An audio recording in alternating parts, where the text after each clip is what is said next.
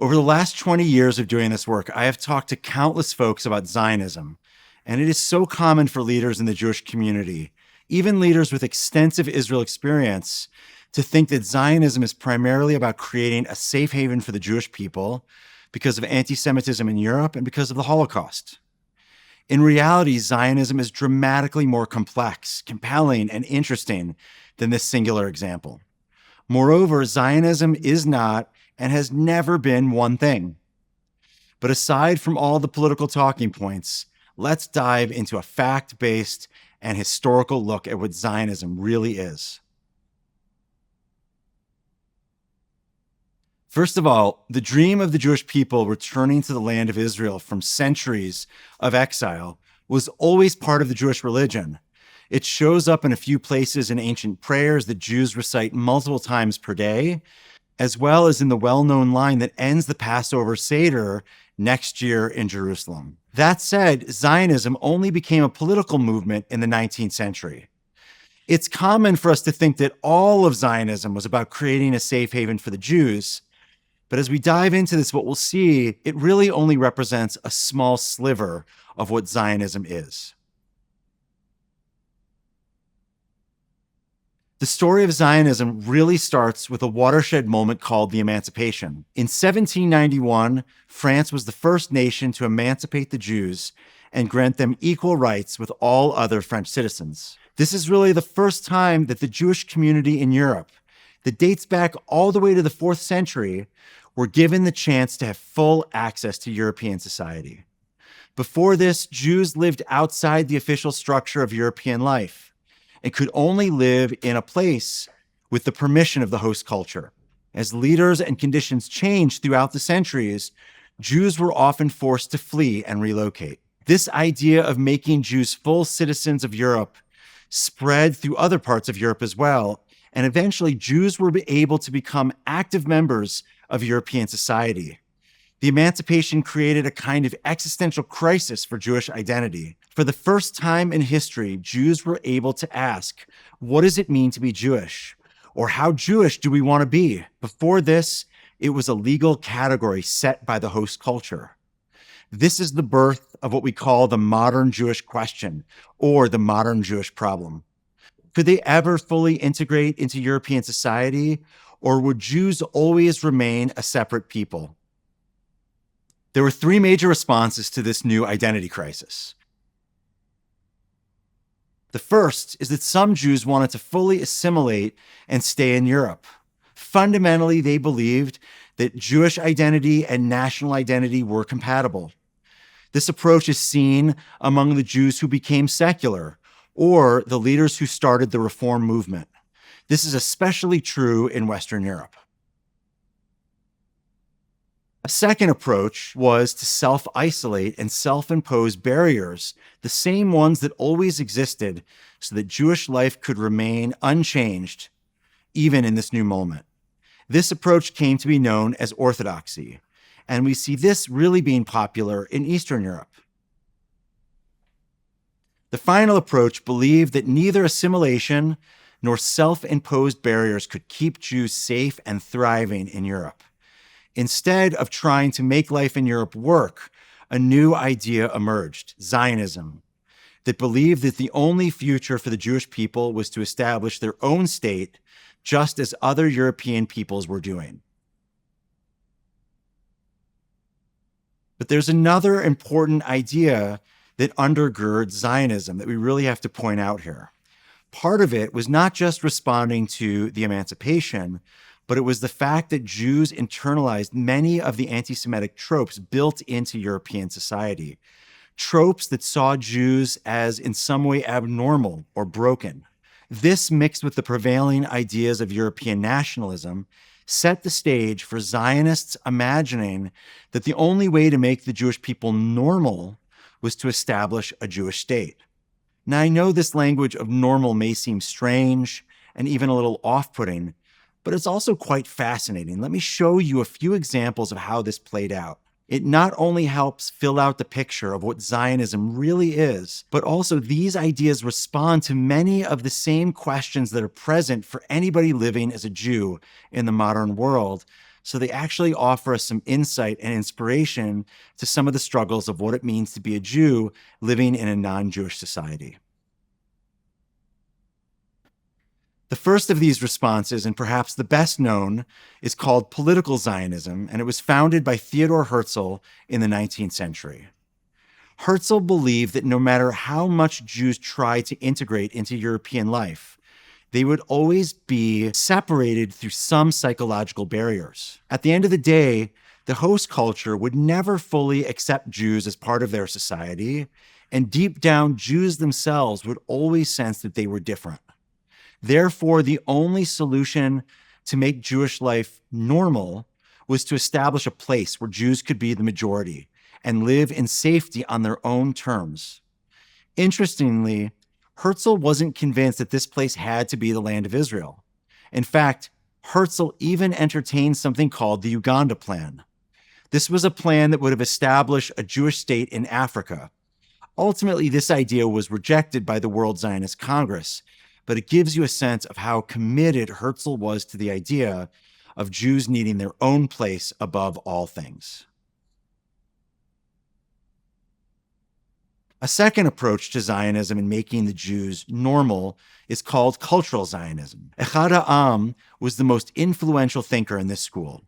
He rejected the idea of Jews as a people of the book. For him, this meant that rather than living a full, three-dimensional life, Jews lived in books, in words, and in ideas rather than an embodied life.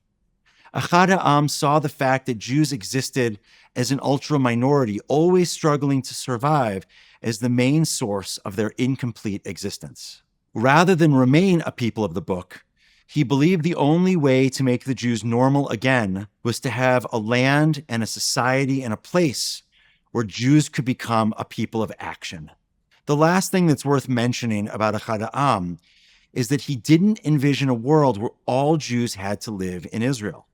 Rather, he saw a world where the diaspora would continue to live outside of a thriving Jewish community in Israel. In a moment that now seems almost prophetic, Echad Ha'am describes how Israel would act as a kind of magnetic center for Jews living in the diaspora, a place where Jews could go to recharge their Jewish batteries that were needed to maintain Jewish life around the world. What's amazing about this is that in many ways, his words came true. There are so many stories of people who live in the diaspora who credit a pilgrimage to Israel as one of the foundational Jewish experiences of their lives. Not only this, they feel like they need to return to Israel periodically in order to recharge and renew their connection to Jewish life.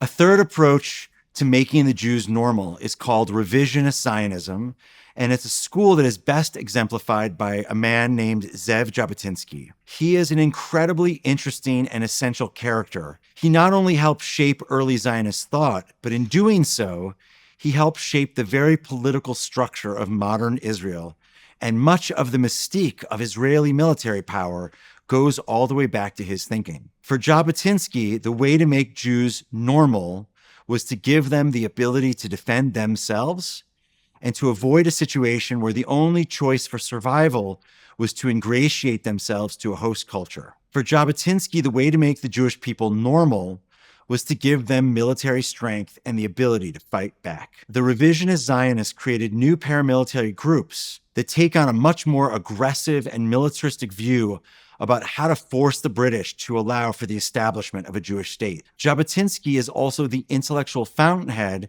that lays the framework for the eventual Likud party, which is one of the two most powerful political parties in Israeli history. And the Likud party gives rise to political leaders like Menachem Begin, as well as the current and longest serving Prime Minister of Israel, Benjamin Netanyahu. A fourth approach to how Zionism could make Jews normal is called labor Zionism and is best exemplified by A.D. Gordon. For Gordon, the way to make Jews normal was mostly about reinventing the Jewish body and building almost a new Jew. He believed that a fully stratified society would make the Jews normal, having people both in professional jobs indoors as well as people working in manual labor. And while it's true that Jews in Eastern Europe were largely rural and worked as farmers and manual laborers, A.D. Gordon was really referencing Jews in Western Europe who tended to either have white collar jobs or spend all their time indoors devoting themselves to tech study. He believed that centuries spent indoors, sitting at desks, working, or studying, had actually warped the Jewish body, making it weak and malformed. A.D. Gordon believed that the Jewish people could return to nature with a capital N. They could break their diaspora bones and rebuild a new Jewish body. He became the intellectual fountainhead of the labor Zionist movement and inspired people in the second major wave of immigration to Israel. This includes people like the first Prime Minister of Israel, David Ben-Gurion. There are stories of labor Zionists refusing to take their asthma medication or taking their eyeglasses off so that they could stress themselves and work harder to rebuild their new Jewish bodies. Next, we have a character named Eliezer ben Yehuda. This is the person that the famous Ben Yehuda Street is named after in Jerusalem. For Ben Yehuda, the way to make the Jews normal was to have their own language.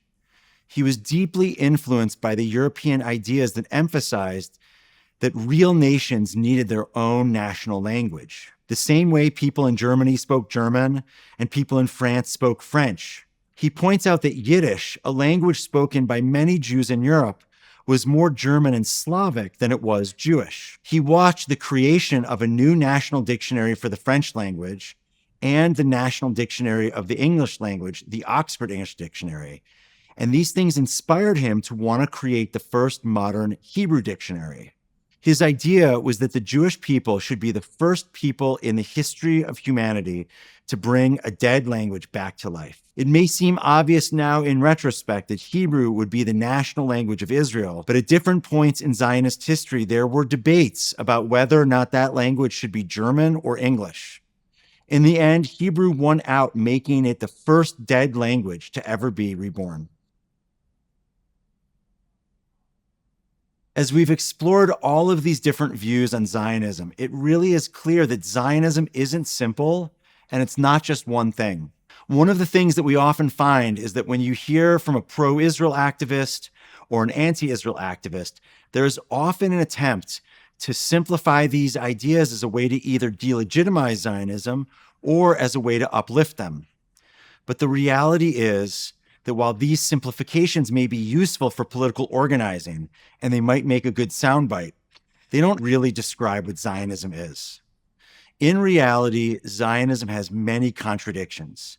It has voices that speak with soaring rhetoric about creating an ethical utopian society, and there are other voices that speak more narrowly about what the future Jewish state could be. But in the end, once we get beyond the simple talking points, we actually can get grounded in the fact that Zionism was really about Jews imagining a better future for themselves. Now that we understand some of the essential categories of what Zionism really is, we can dive in and get grounded in all of the accusations hurled at Zionism, things like colonialism or apartheid or racism. Now that we actually understand what Zionism is, we can understand how to unpack those terms better.